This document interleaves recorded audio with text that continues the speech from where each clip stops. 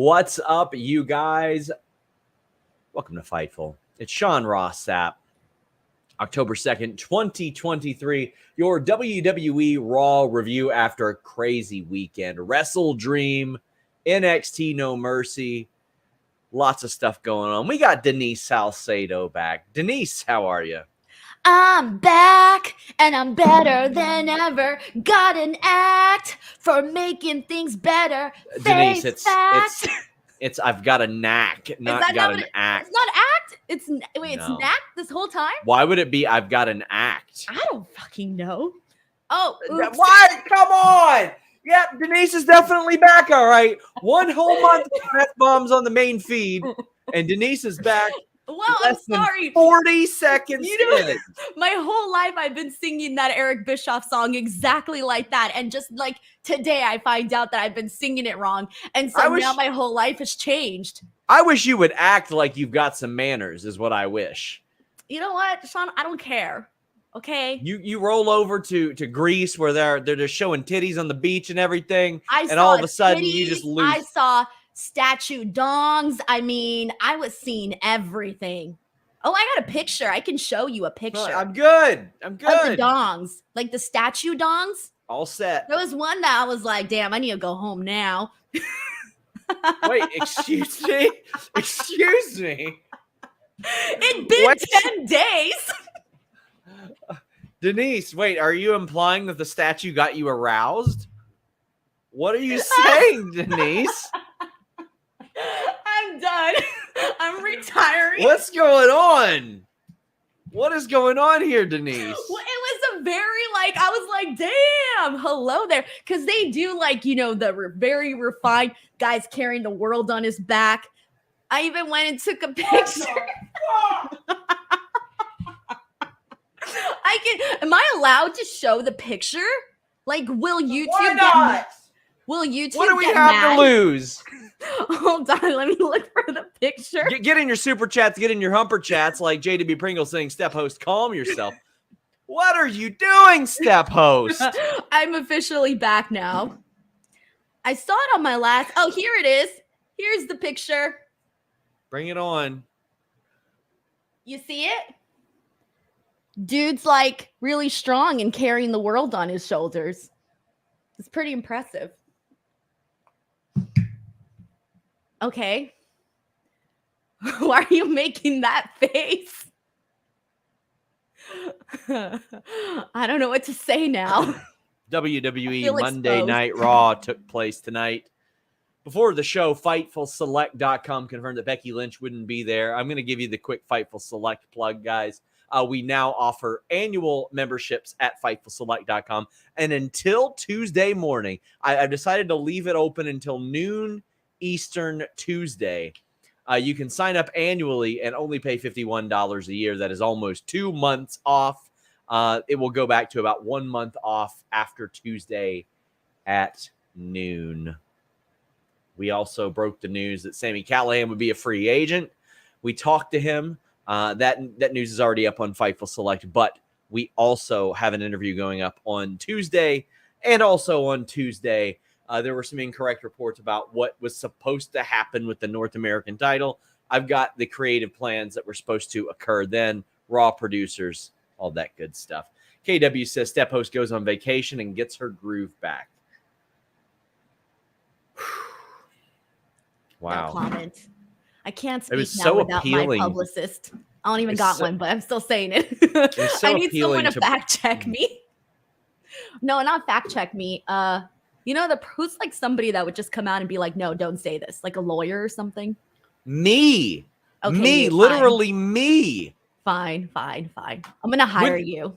Denise, when I am saying scale it back, there's probably a problem. There's an issue here. I'm very relaxed. What can I say? I guess so. MD Spooko says the rated R Step Host.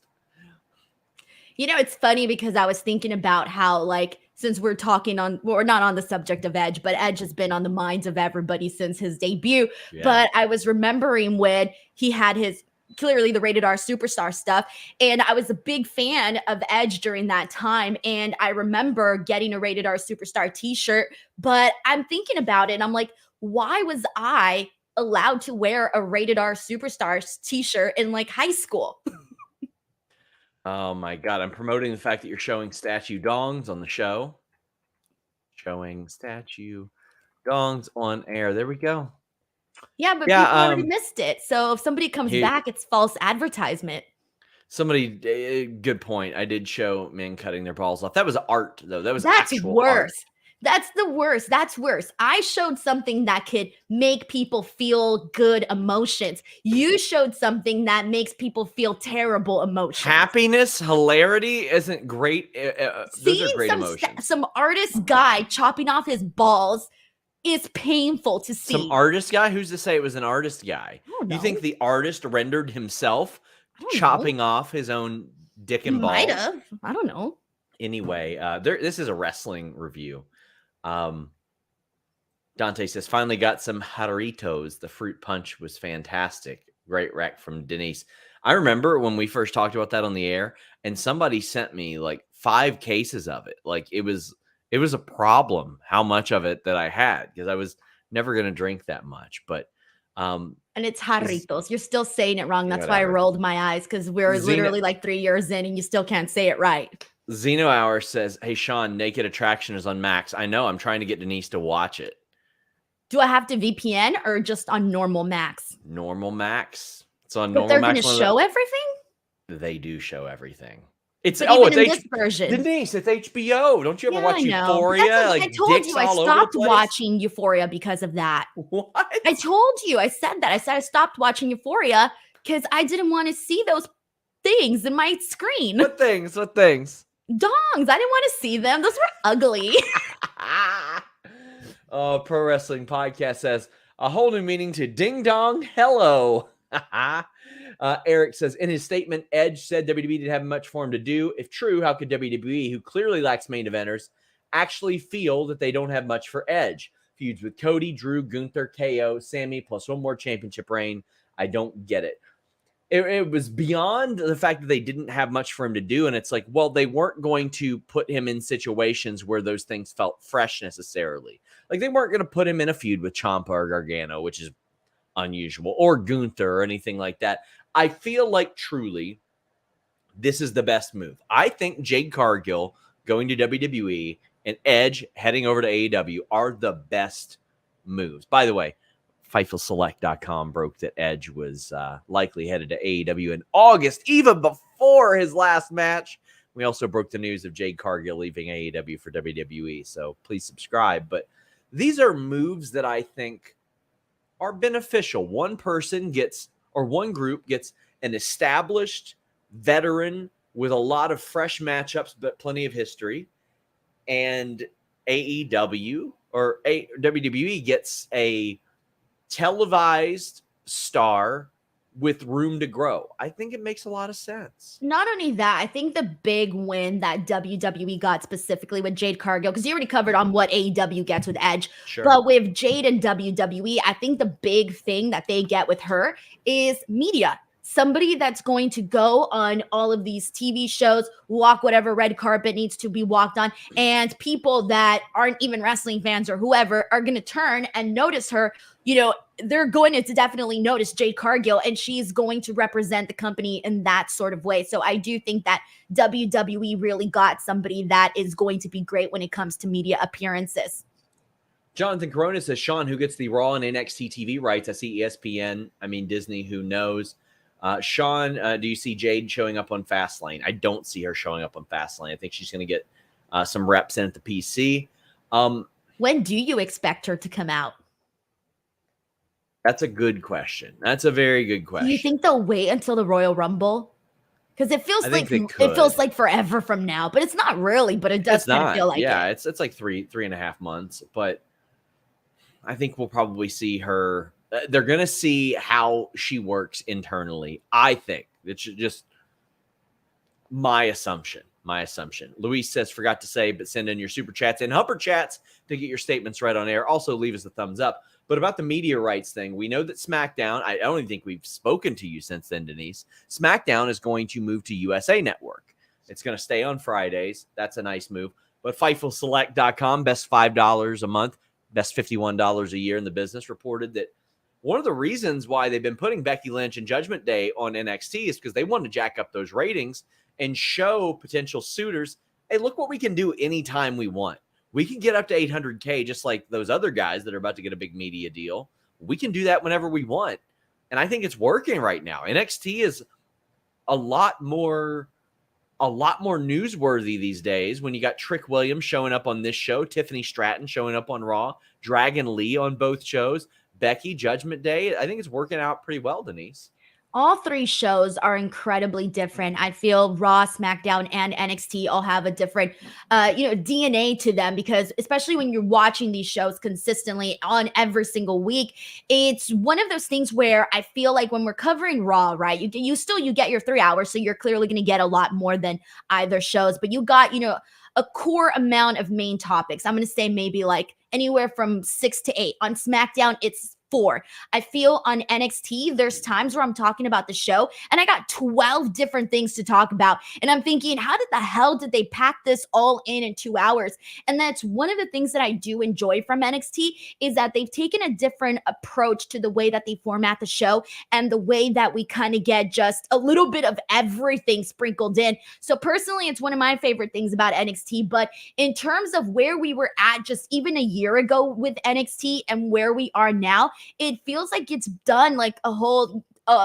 it completely flipped. The difference is night and day. This went from a show that nobody wanted to even give the time of day to. People would make fun of me for even covering NXT on Tuesdays. And now it's, doing as good as numbers as SmackDown in terms of post-show reviews and stuff.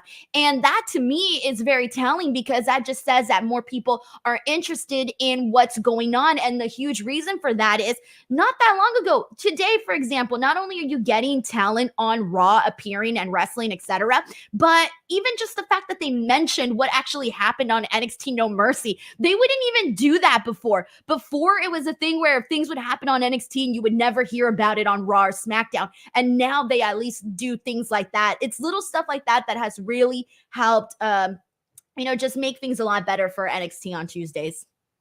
To call me crazy, we will get those added to the show immediately, but I'm completely with you there. Tom Brady says, do you think Dragon Lee ends up on Team LWO in Florida? I do think he could end up there. Yeah, I think there's a really good chance. And I'll have some news regarding him on Fightful Select on Tuesday. How about that? How about that one? Ooh, is it good news? I'm assuming it is, right? Not really. Not really. In retrospect, no. It's a bummer for him, honestly. But FightfulSelect.com. We got Nia, Shayna, Raquel, and Rhea all just slugging it out. I love this. Long have I said I want Peter Griffin versus the Chicken. There's a bunch of people that can't stop fighting each other. Nia's got issues with everybody. Rhea's got issues with Raquel. Shayna's got issues with Nia. And they're all just fighting each other. Rhea's back. She's been gone for about as long as you have. So she's back. And one of the most impressive parts about this, she pump handle slams a man, and midway through, it looked like she realized that she wasn't facing the hard cam. So she just holds him in midair, turns to the camera, and slams him. That's incredible. I loved this opening of WWE Raw. I thought it was fantastic. It got me more interested in seeing them all whip each other's asses. I kind of want to see a fatal four-way at this point. But what'd you think of it? I think the ruckus of it all was really what kind of got me going. Okay, because they don't always do that with the women. It's usually always the men that are in these pull-apart bras, all of these melees, whatever you want to call it. It's usually the dudes that get to do that. But when you get that on the opening of the show with the women, it feels very special. And I was going to ask you, because there was at least 2 weeks that I only was able to just read the results on what happened with Raw. And so I wanted to ask about Nia Jax. How has that been? Because when I saw the news about Nia Jax coming back, I was honestly I wasn't too crazy about it. So how's that been? Which part? Sorry, you cut out a little bit. Oh, Nia Jax. I was just asking how Nia Jax has been. Well, that first week. It was rough? It was that first week. The one where she laid rough. out yeah, that Rhea? one was tough. That one was tough. Okay. And yeah, that was tough. And somebody said he meant Fastlane, Sean. Yes, I'm aware that he meant Dragon Lee at Fastlane. I think there's a possibility we see it. Other than that, I think Nia's been okay. But I'm okay with them reintroducing her as a contender because she's been gone away for a while. Former world champ, etc. But I want her to be able to do it in the ring. She's got to be able to do it in the ring, or else I don't really have that much of a desire to see it. See, that's what I was curious about. I was more so just interested in seeing if this was actually working or if it wasn't, because I really feel like I hadn't seen too much people talk about it on social media. So I felt a little bit out of the loop on that one. So we also got Raquel, or Rhea rather, calling Judgment Day to the ring. Finn Balor wasn't there. She laid a lot of the blame on Damian Priest for how things have disintegrated without her there. I feel like it's kind of solidified Rhea as the leader of the Judgment Day. I think Jay did that too with what he said afterwards. Jay also did too. Jay said that she's the tribal chief. And then she has bigger balls than Roman Reigns. Yeah. And then she told Dominic, hey, I got you a rematch for the NXT title. You're welcome.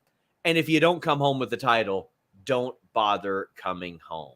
Shit. This is good.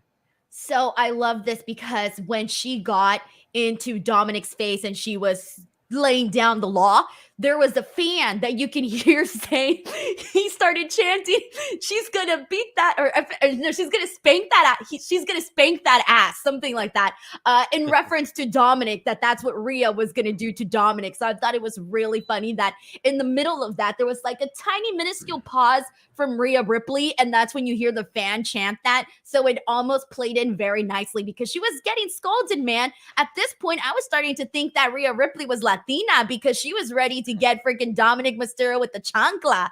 She was all fired up, man. She was feisty. She is so over Denise. Like everything she says, everything she does, like her saying that mommy's back. God, the crowd just loves it. So did I read into this too much? Did Jay give the ojos, the eyes to Rhea Ripley when he said, we missed you. We all missed you. Well, I mean, he has been for a few weeks. Because, okay, see, that's what I was missing there. I didn't have the context for that. So there was a thing backstage where I think it was, maybe it was JD McDonough. I think he was like, Judgment Day are big fans of you. And he's like, yeah, whatever. And then he goes, Rhea's a big fan of you. And he goes, oh, really? Like that. Oh. So he's been dropping little things, but nothing that's like too over the top. That's Nothing what I was going to say. It seemed very subtle, but I was looking at that and I was going, did he just flirt with Rhea Ripley right now? Oh, yeah, for sure he has been. It was Finn. Okay. It was Finn that's been doing that. Yeah. But I'm talking about Jay. No. He was talking to Finn. Oh, okay. Got it. So TK and Roro Show says, sorry if this hasn't been asked. Came over from Alex Live. Any idea why Damian isn't cleared? No, but I can't imagine it's that big of a deal because he's scheduled to wrestle on Saturday. So it would, I don't know this for sure, but to me, it seems like it was just probably they wanted to move this to Sunday or Saturday. They were just like, well, let's just do the tag match. So they did confirm that because Cody came out, helped out Jay.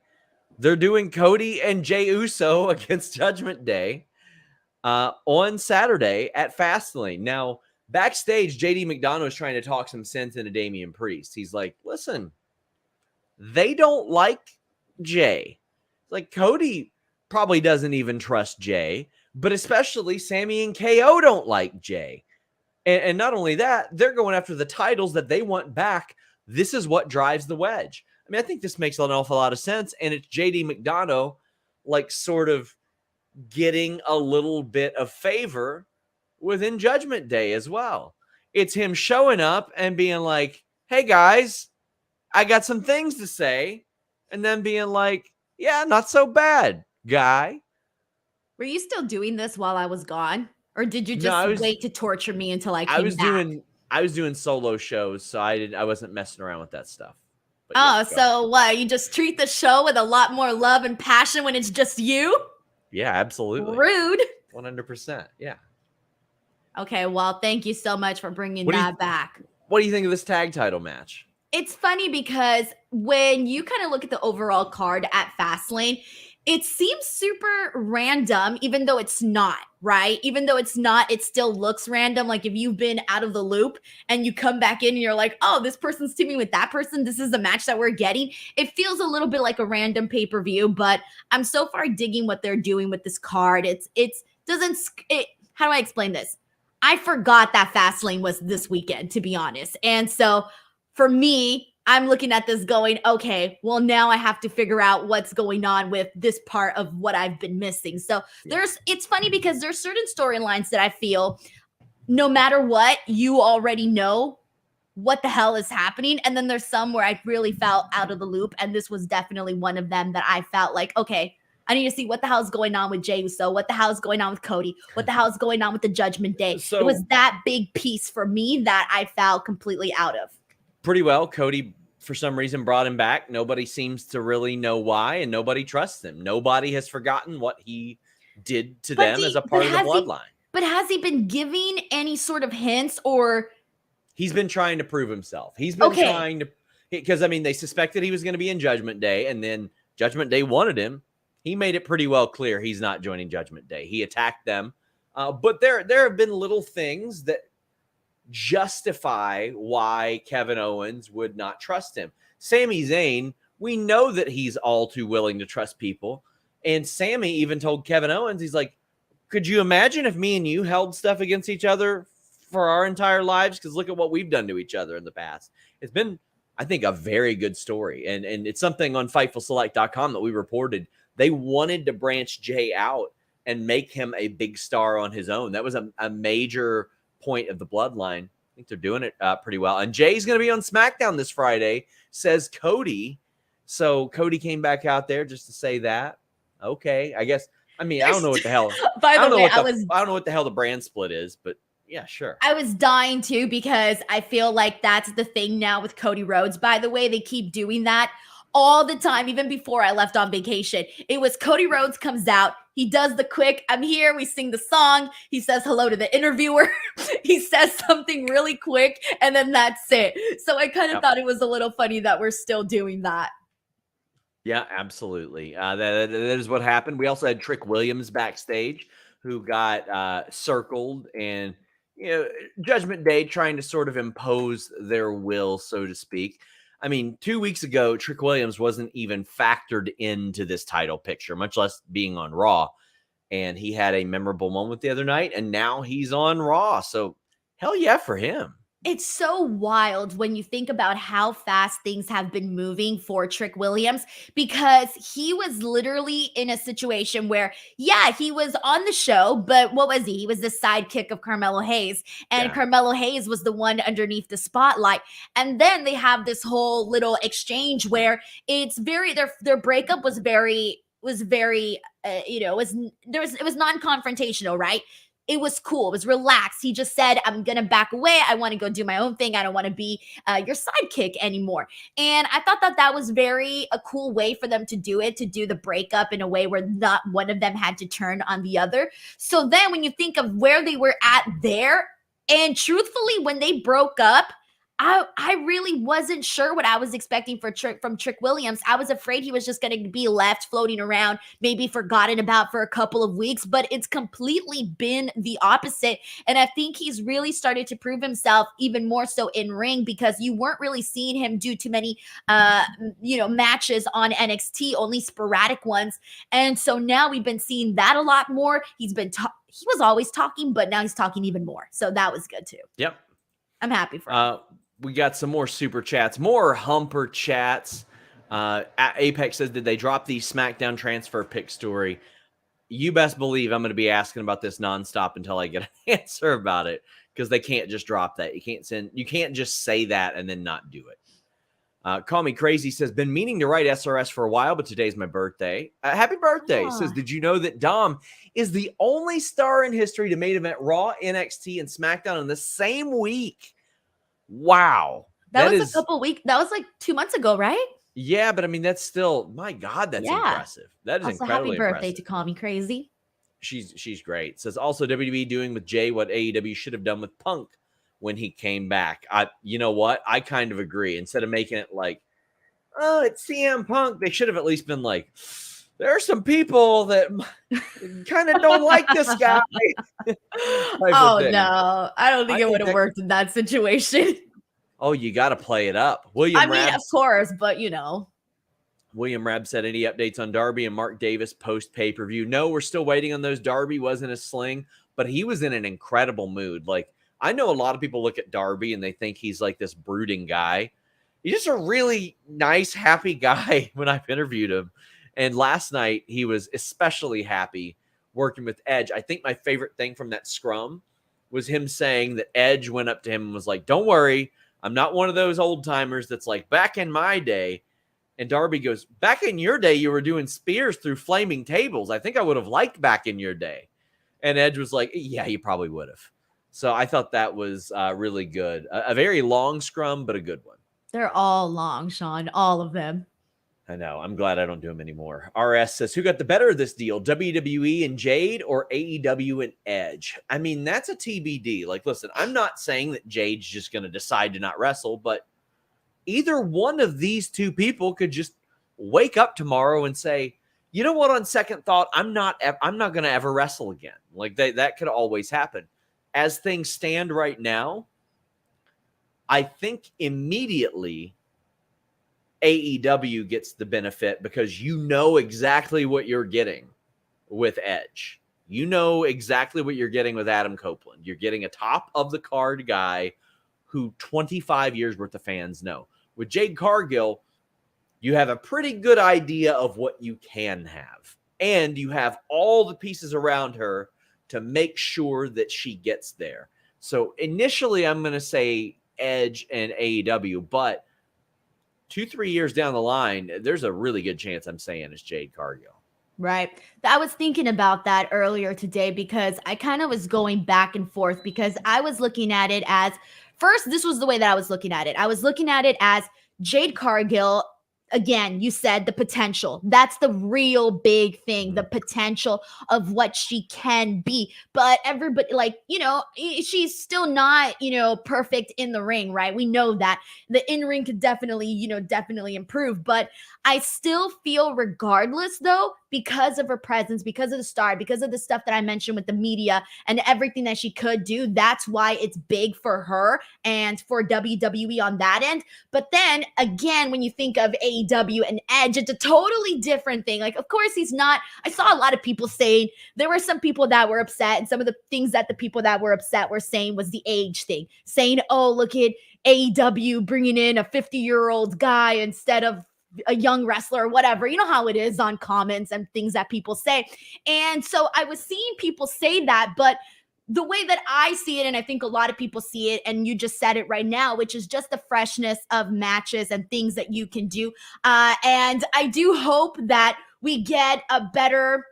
I said this yesterday on my watch along, Sean, is that there was a lot of things that I didn't really like that they had Edge doing on WWE as of late. There were some matches that I just wasn't too fond of. There were a couple of promos that I felt like I had been there, seen it, done that, heard that so many times. So I really hope that now in AEW, or hopefully in AEW, we really get something fresh there. Like, already with him being there, it's going to feel different. But in terms of the meat of promos, in terms of the stories, I do want to see some fresh new content and stuff like that. So I kind of want to be re-won back as to why I was a fan of Edge for all these years. I kind of want to be reminded of how I felt when he just started doing the rated R superstar stuff, how I felt when he was teaming with Christian. I want to get that new resurgence because I feel like I kind of lost that at the tail end of his WWE run. So I agree with you. I think right now AEW gaining Edge feels like the bigger win, but of course this is really all going to depend on how AEW utilizes Edge and how WWE utilizes Jade. Well, I'm here to remind you guys about Athletic Greens. AthleticGreens.com/Fightful. Man, this is my go-to supplement, my go-to multivitamin, but it's so much more than a multivitamin. By the way, you want to be drinking your multivitamin. It absorbs a lot better. I take 1 scoop of AG1 from AthleticGreens.com/Fightful, put it in my 8 ounces of water, drink it down, and I'm good to go. I got a multivitamin that covers so much. Minerals, probiotics, that's why you never see me getting sick. You got your adaptogens, antioxidants, you've got a digestive enzyme. They all work together for a stronger foundation for your health. A free 1-year supply of vitamin D3 and K2 plus 5 free travel packs when you use athleticgreens.com/Fightful. By the way, it also helps recovery. So if you've had a tough workout, this athleticgreens.com/Fightful AG1 product is really going to help you out. They've got doctors, they've got endurance athletes, people with PhDs, the professor of genetics at Harvard Medical School, David Sinclair, putting this thing over. athleticgreens.com/Fightful. That immunity support, that digestive support, that multivitamin, all at athleticgreens.com/Fightful. Will Chisholm says, sadly, people said stuff about Jade and Edge. I may be getting soft, but can we enjoy wrestling?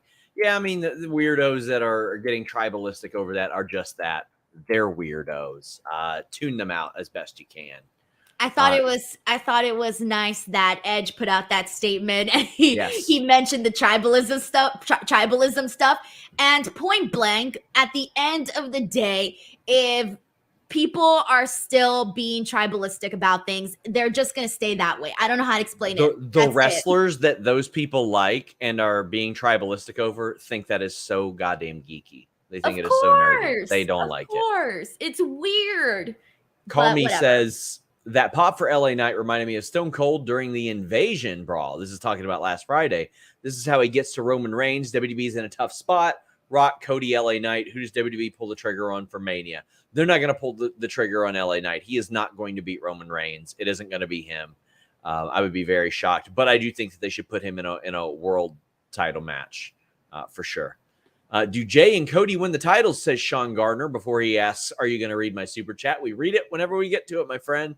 No, I think that Judgment Day find a way to retain.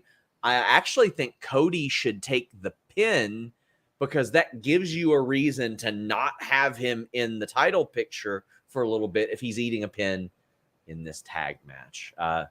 Daniel says Jay has been trolling Dom with Jay and Rhea memes on Insta stories.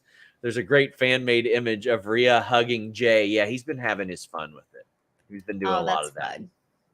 Imperium defeated Alpha Academy. I could have sworn I had seen this match 200 times. It's happened once. This match has happened once in May. I was going to say, I don't remember seeing this match that much. Yeah, no way. They did Alpha Academy and Ciampa against Imperium, and Alpha Academy won, and that was less than a month ago. They did Gable versus Giovanni Vinci.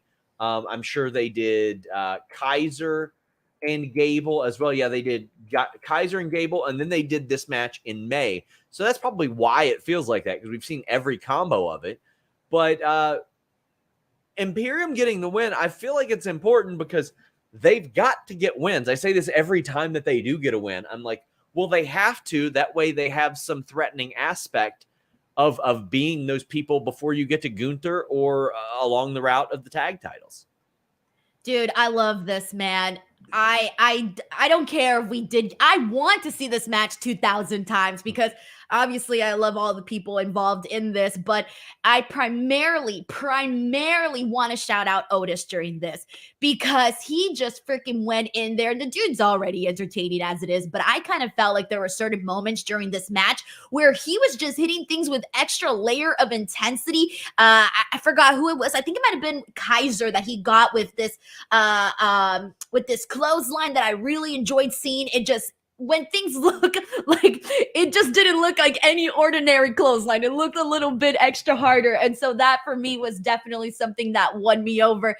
I loved this match. I thought that it was very enjoyable. And also, since I wasn't here last week, I just want to say that freaking Otis and Bronson Reed, man, dude, I was beyond thrilled with that match, man. Yeah. And they need to run that back again at some point. So I just need to shout out Otis. He's the man.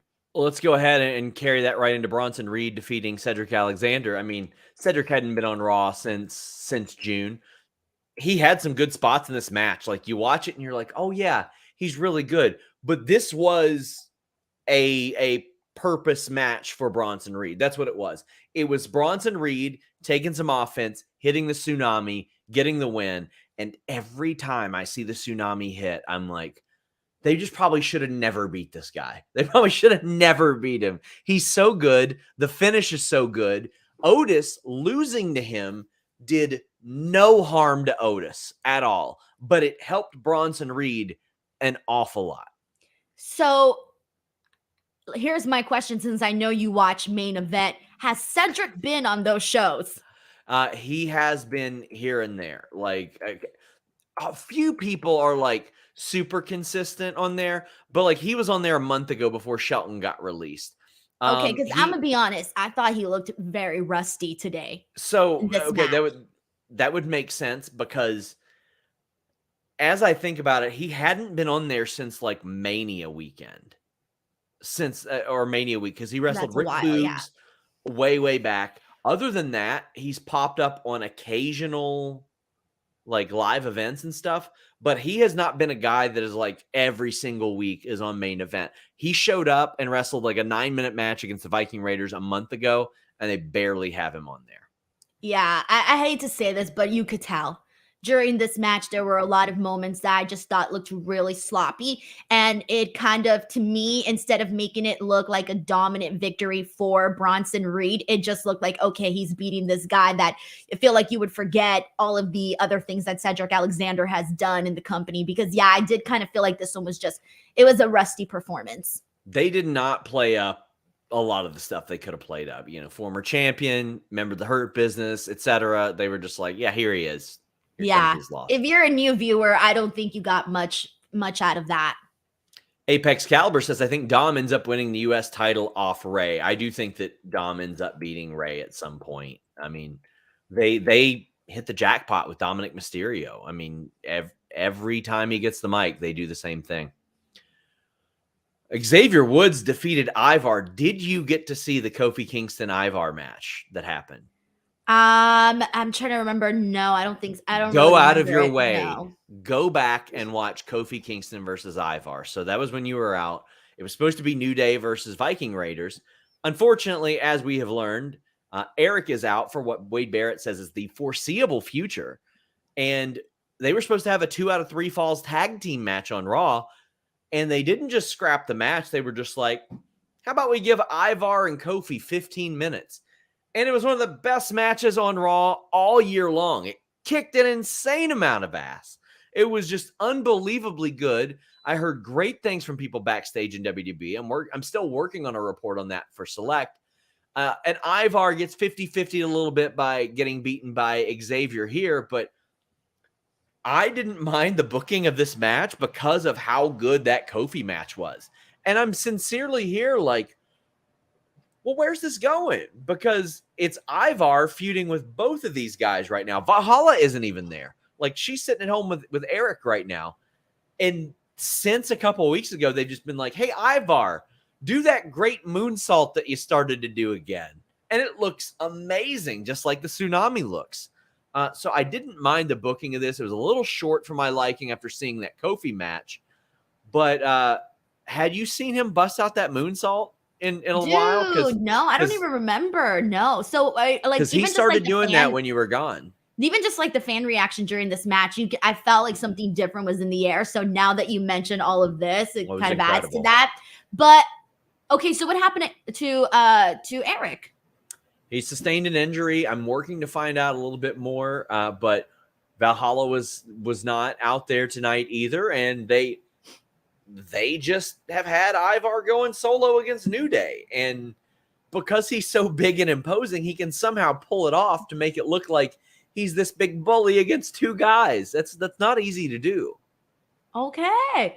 I'm liking that they got a lot of beefy guys on the roster, because not only do they have Otis, Bronson Reed, but now that he's doing the single stuff, I'm going to count him in that picture of things. So I feel like they could do something with that. And I feel bad too, because things were not going so great for the Viking Raiders prior, for a bit. So I feel bad though that because of an injury, we're getting somebody, kind of shining a little brighter on their own. I feel kind of bad saying that, sucks. Sean Garner says, does Dom win the title back from Trick tomorrow? I think he does, especially when Rhea is like, don't come back if you don't win. Well, listen, I don't know if there have ever been bigger stakes in wrestling than Rhea saying, if you lose me. To me, I don't blame her, okay? I don't blame her. Honestly. Yeah. I'm here with Rhea. Brandon Charles Powell said, give me Bronson Reed versus Ivar, please. Tsunami versus Meaty. Yeah. Let's go. Listen, these big meaty men matches, they're on fire right now.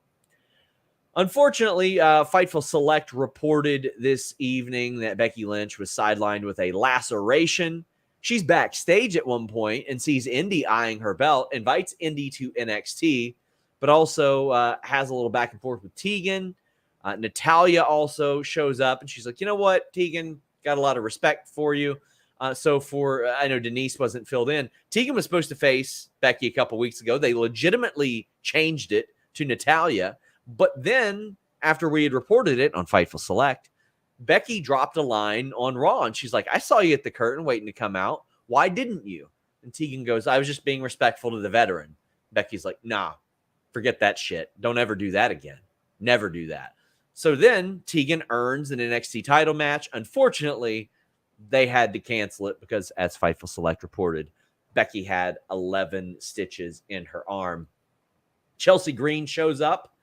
She ends up getting challenged to a match by Tegan. It's quick. It ain't great. It is what it is. But this is a way to further establish Tegan, which I'm all here for. She's gotten 2 wins now on TV.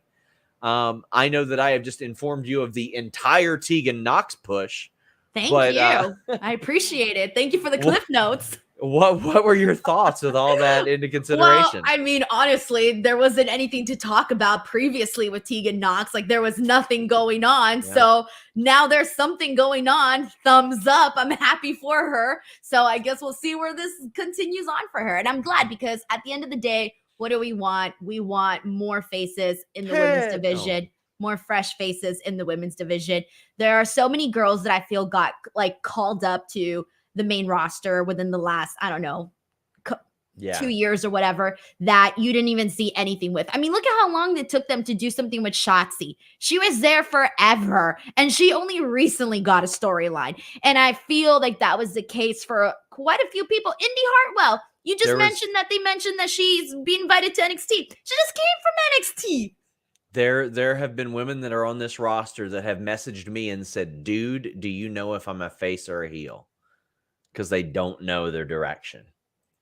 Sean Garner says, who's your pick for the breakout tourney? Kalani Jordan. I thought she had a really good performance the other night as well.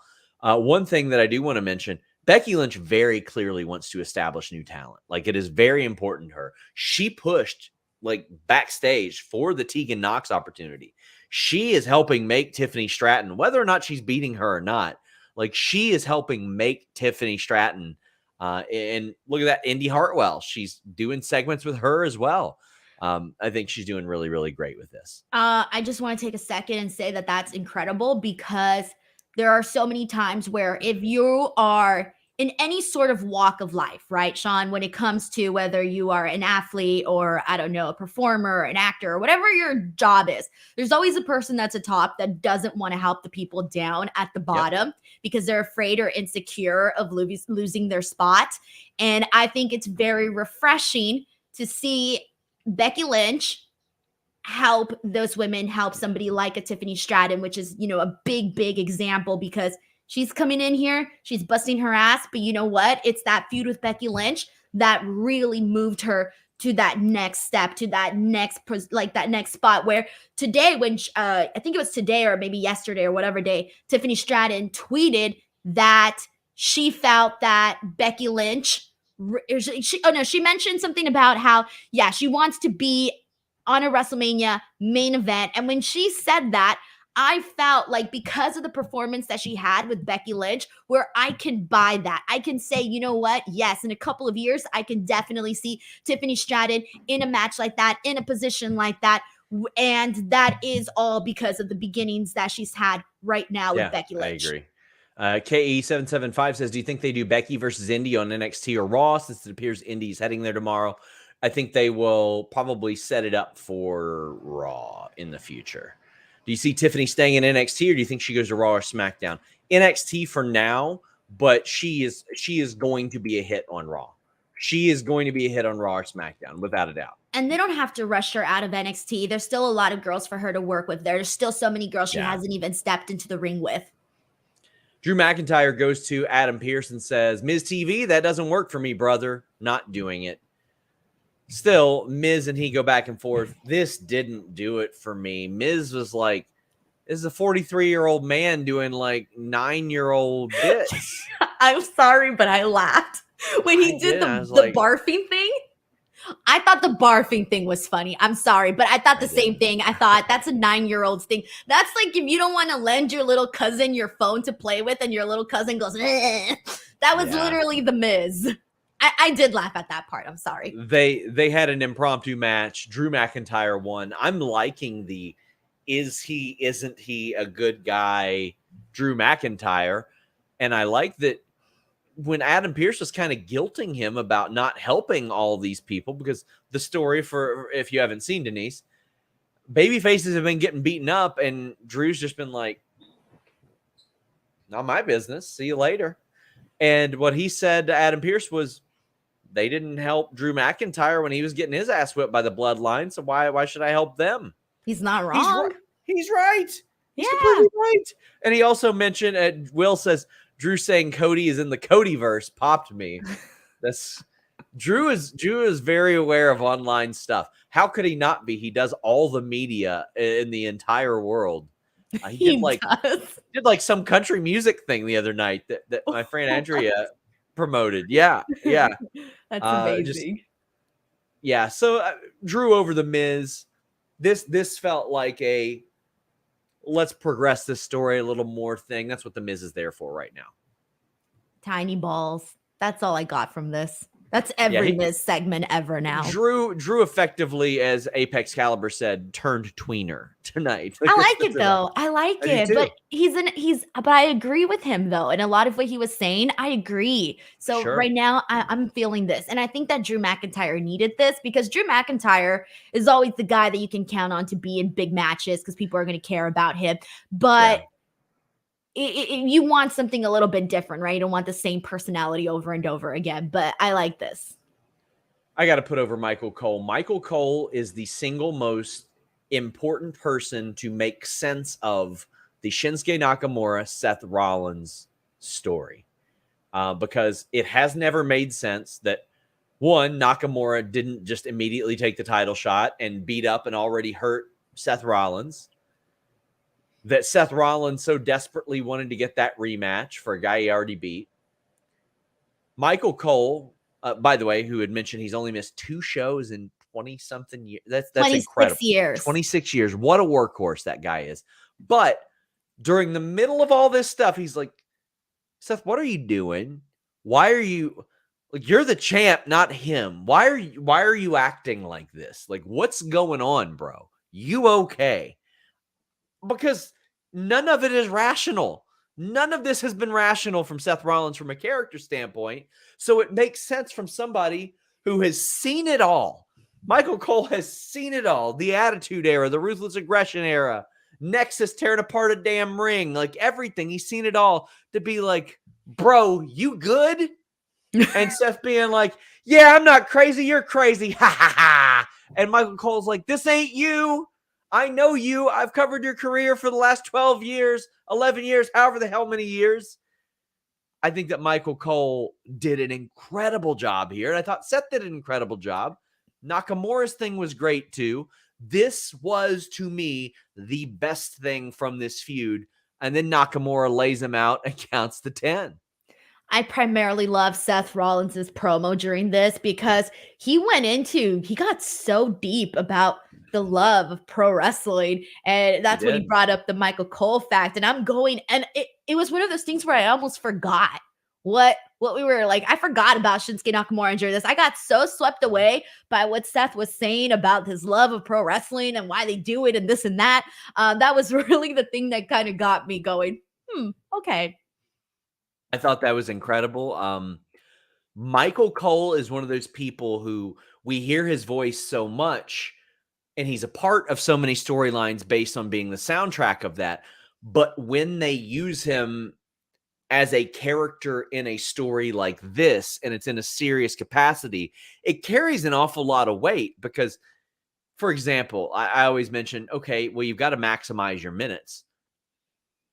Michael Cole gets 3 hours a week on screen. Like, he gets all the time he wants. So he carries an awful lot of cachet. Now, there are a lot of people saying that Michael Cole made a CM Punk reference due to an ROH promo about puppets and all that. I think there are enough CM Punk promos that you can stretch and claim that there's a reference made all the time. Alex Diaz says, with possible hints, if we get CM Punk back to WWE, what are your top 4 matches available? Roman, Seth, Gunther, Roman, Seth, Gunther, and Cody. Those are my 4. Yeah, those are good ones. I'm trying to think if there's somebody else that I would want. KE775 says, according to Twitter, Michael Cole used the CM Punk line from his ROH days as an interview. Do you think he's coming back? Listen, I am going to exhaust my resources this week asking about it, what WWE thinks about it, what they feel about it. I will have a story on Fightful Select this week. I will have something as to what people are feeling. Do you want to see CM Punk in WWE? CM Punk is one of my favorite performers ever to watch. CM Punk is one of my least favorite people ever to cover. How sad. You understand why. I mean, I do. I know a lot of people look at that and they go, oh, it's subscriptions for you. I hate covering that shit. I don't like watching performers that I like and respect not liking one another. That isn't fun for me. I like reporting that CM Punk's coming back to wrestling and that Cody's getting a new deal and that the contract stuff and all this. That's the stuff I like. I do not like covering, oh, these people argue, blah, blah, blah. I don't like that shit, but snakes and sparklers, bro. Jonathan Corona says, all I'm saying, Survivor Series at Chicago going to be wild if Punk shows at WWE because Rollins and Michael saying some stuff from Punk giving hints. All I'm saying, next month is going to be nuts. It is crazy to think the Survivor Series is next month. That is next month. I know. That's what I was telling you. In my mind, I skipped Fastlane. Like, my next pay-per-view in my head was Survivor Series for WWE. I'm going to be trying to cover that from a hotel room, I think. I'm going to... Yeah, are you still going to Survivor Series? I'm not going to Survivor Series. I'm going to WrestleCade. I do WrestleCade every year, and I get like 15, 20 interviews there. So I'm going to be flying back that evening and trying to watch the show and then doing the post show. At the very least, I'll be able to pop on for a few minutes and we'll have a replacement on for me. But am I doing that show? Yeah, I hope so. Yeah, I was gonna say I'm doing that show. You said a replacement, and I was like, wait, am I doing that show? Yeah. Okay. Hopefully. Yeah, I'm scheduled to do it, right? Okay. No, yes, but anyways, so I was kind of bummed out because the tickets surprisingly are so cheap to go from Los Angeles to Chicago for Survivor Series. Lexington's a direct flight there. And they're not doing media for that. So I'm like, okay, well, then clearly I'm not going to go. But I'm so upset that all these other trips have costed an arm and a motherfucking leg. And Quick, this one... dropping the F-bomb! No, this one wasn't an F-bomb. It had mother in it. Oh, boy. Nice. I moved to a city that flies direct to Chicago, and I ain't been there once since. And I used to go all the time. That's what I'm saying, though. Like, I can't believe that this is the cheapest flight ever, and there's nothing happening, you know? Jonathan Corona says, imagine WWE does a swerve and CM Punk shows on Fastlane instead of Survivor Series. It'd be the worst move, but be good, though, only if Endeavor wants Punk. I think he'll be at Survivor Series if so. But also, I think it'll be like a Randy Orton at SummerSlam thing, where I'll probably get a heads up by people within WWE, and they'll be like, listen, he ain't coming, so we'll go ahead and confirm this report of yours, because I had reported that Orton wasn't going to be there, and then some fake scoopsters started to say he was, and WWE was like, hey, listen. The Facebook face scoopsters. Yeah. But hey, listen, if you don't want to get absolutely hosed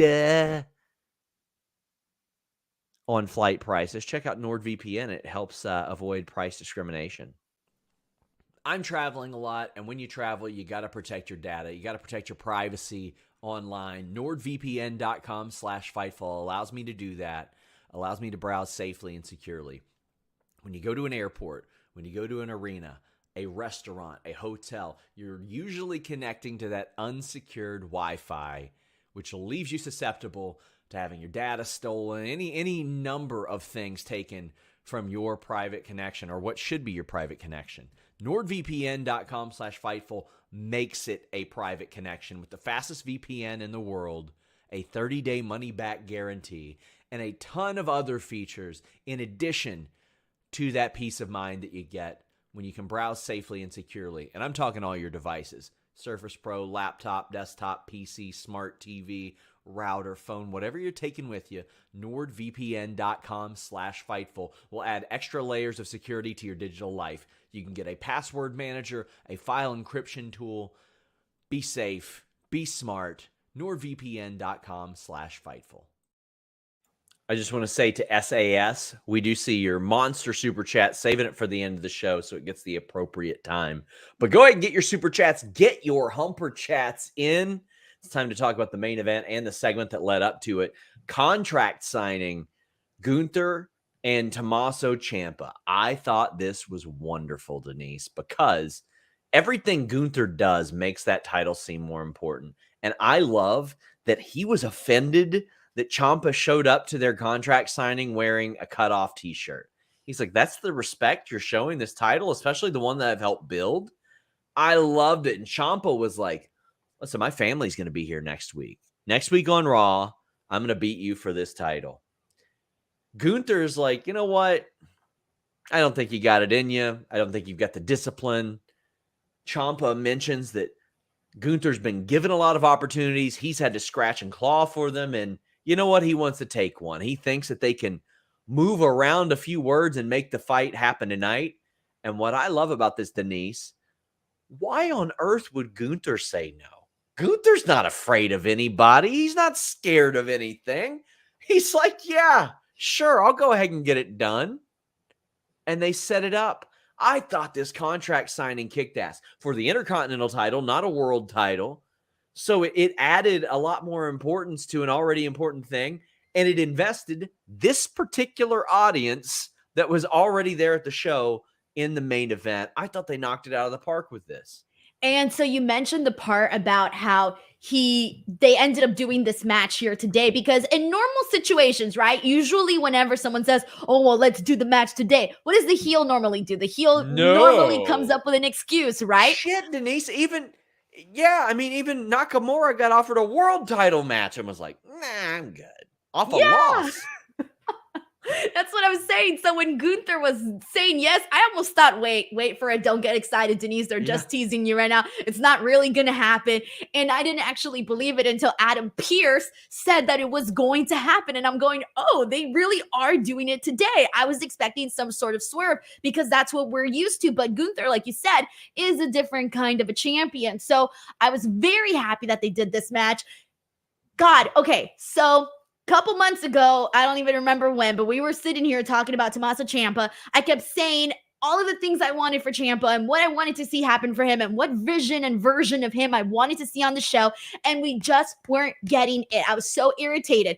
And I'm so happy that we're finally getting the Tommaso Ciampa that I want to see on this show. This is the closest we've got into NXT Tommaso Ciampa on the main roster than ever before. I was so sick and tired of them having him go out there, do his little backstage promos, get us all hyped up for absolutely nothing. And the fact that they're actually having him do stuff now and building up to the moment where he finally got the match with Gunther, I was so freaking happy. Like, this is the version of Ciampa that I want to see. And the match itself, well, first of all, the promo where he was saying that he had to scratch and fight and claw, whatever the saying is, he's right. Yes, it's true. We weren't seeing anything from him on the main roster, and that wasn't his fault. That was because they didn't do anything with him. He's right. And so I loved hearing that. The match itself, phenomenal. The ending, I loved the ending because, well, I know we're talking about more of the aftermath. We can talk about the match in totality, but we're going to talk about the aftermath afterwards. But a good match. We got the commercials during it, of course, but I mean, Gunther got busted open as he does.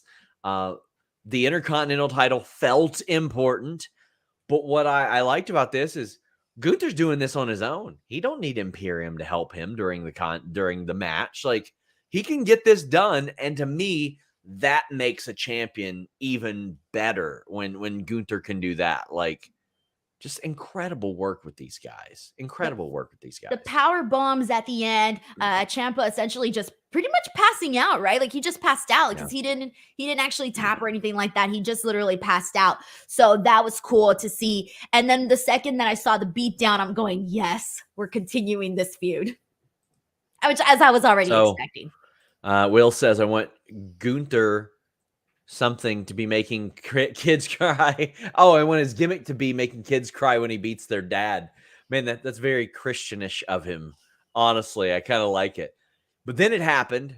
Johnny Gargano is finally back. KE775 says, is the way being reformed? Hopefully Candice and Indy are using a meaningful way. I do hope that they are, and Dexter Lumis keep Austin Theory far away from it. I think they found the thing with Theory teaming with Grayson Waller. I think that's a good idea, but I think the way will come back. Tim says, did Denise find Gargano in Greece? Denise he's been gone for months. Oh, I was gonna say, was he in Greece too? No. Did I not see that? Tim says, finally he's back. Please let them make the tag titles or take the tag titles ASAP. We need a decent DIY run. I don't say ASAP. I say build a story around it. Man, DIY against Kevin and Sammy, against Judgment Day, against Alpha Academy. Like, this is a major shot in the arm for the division, Denise. Yeah, I found Johnny Gargano and Michaels. I was gonna make never mind. My joke was stupid. DIY Michaels. You go. Yeah. Do you have a Michaels in Kentucky? No. Wait, so you don't know what Michaels is? Michaels is a craft store. That's we got Hobby Lobby and not Joella's. Oh, okay. Yeah, we got Hobby Lobby. Joann's, but that's what it is. Michaels, I don't know which one's more popular. I think Hobby Lobby might have outpopulared freaking Michaels, but that's the stupid joke. I'm done. Joel Wood says, since Johnny's finally back, does that mean Sean will finally release that article? And Will says, SRS, now you can put out that DIY report you've been holding for 4 years. I've got other stuff that I got to put out this week, but I will release that DIY report about the original plans for them. It was going to be a prime spot. It was. Sade Suka says, solid show with great main event. Seems like ever since SummerSlam, Triple H has had the pin, and Vince isn't really changing stuff. Gargano back? Hell yeah. Oh, yeah. Denise, since you've been gone, these have felt like very Triple H shows. Bronson Reed getting wins, Ciampa getting a push, Gargano was back, Tegan Knox on TV. There's all of a sudden Indy popping up. It has felt like really, really Triple H's shows. Okay, Kelly Clarkson. You didn't get it, did you? Since you've been gone, I got it. You're just not funny. Will says, NXT women's title, TNT and IC title main eventing this week makes the titles feel big. Well, yeah, this is something AEW has really, really leaned into an awful lot, is headlining shows with the international title, with the TNT title, with stuff like that, and it goes a long way. Last call for Humper Chats and Super Chats. Our moderator Luis even gets one in. He says, Walter Dragunov and Eddie thriving in 3 days. Feels like King's Road is becoming more prevalent in Western wrestling, and I'm down for it. Hell yeah, man. Also, shout out to Jeremy Lambert, who did an interview with Ilya Dragunov, and he did one with Mike Santana today. Might have been the first person to straight up say, hey, what's up with you and Ortiz? And Santana effectively confirmed our FightfulSelect.com reports about that. But I wanted to address SAS's super chat, sent a monster one. It says, when it comes to WWE, are there drastic changes to both short and long-term storylines when a top free agent is available? Yeah, there are a lot of things. Like what will happen is if WWE feels like they're getting a free agent, they'll tell creative, hey, let's prepare something for these people. Let's like get something in the works. But if somebody just becomes available, well, they're like, oh, Cody? Well, we got to find a premium match for him. So what's Seth doing? How can we make this work? If, Jade Cargill becomes available, well, it's a little bit different because they're probably going to send her to the Performance Center, give her time, and construct things. When Riddle got called up years ago, it wasn't a free agent thing, but I did a story once about how Riddle impressing Vince McMahon in a meeting changed plans for like a dozen people between the main roster and NXT. Like 12 different people had their creative change as a result of that. So a lot of times it varies. It says, if MJF really is a free agent in 2024 and WWE were to sign him, wouldn't that cause big changes to the Mania 40 plans? I don't believe he is. He claims he is, but I'll say this. I've seen no evidence on the record that he has re-signed, but and he has not told a single person that he has re-signed, at least that I've spoken to. But I don't think that they would have him in this position otherwise. But yes, it would cause major changes to WrestleMania if that happened. Do you think we continue to get these Triple H shows? Is there a reason Vince hasn't put in as much input as he normally does? I'm not saying he hasn't put in as much input. I'm saying these have felt like Triple H shows. I'm going to keep asking around, but I have had some people that are usually very, very fear-mongering of Vince and the company that are like, it doesn't feel like Vince, does it? Denise, it's great to have you back. Tell the people where they can find you. YouTube.com/Denise Salcedo. That's the place to be. All my shows and stuff are up there. And then, of course, Twitter, Instagram, Facebook, TikTok, all those places @ Denise Salcedo. You finally got your. I was like, what are you pointing at? Why are you pointing at the Fightful logo? I joined the club. I got mine. I saw your picture that you posted. I don't think you posted it on Twitter. I might have seen it on Facebook. I probably posted it on. Posted it on Facebook, and yeah. Okay, I was People aren't supposed to know I have Facebook. Oh, sorry. My whoops. Incognito. Denise Select. I just broke a scoop. It's on my Instagram. I don't post stuff. I don't post wrestling stuff on my Instagram unless it's like, anyways, I saw it really quickly because I was checking Facebook really fast. And then I was going to leave you a mean comment, but then I forgot. So I never got the chance to, but I was going to make fun of you because you look like until next time, guys. Wait, come back. I'm not done. I have a funny story. Okay. So, when moms on Facebook post their little kids that are like, first day at kindergarten, first day at first grade, yours was like, YouTube Black. I thought it was funny. Anyways, congratulations. Wait, that happened a long time ago, but congratulations on actually getting the plaque. Guys, subscribe to FightfulSelect.com. Best $5 in the business. If you are a fan of like Facebook groups and all the inaccurate news you get over there, well, try some accurate news over at FightfulSelect.com. I know a lot of you are like, well, why would I ever pay for wrestling news when I could get it from this account, that account, this website, that website? There is not a single one of them I have not had to correct at some point over the last 5 or 6 months. Head over there. You can ask us questions directly on those stories. We have a good time. You can pay just $51 a year through part of tomorrow. Thank you guys so much. We're out.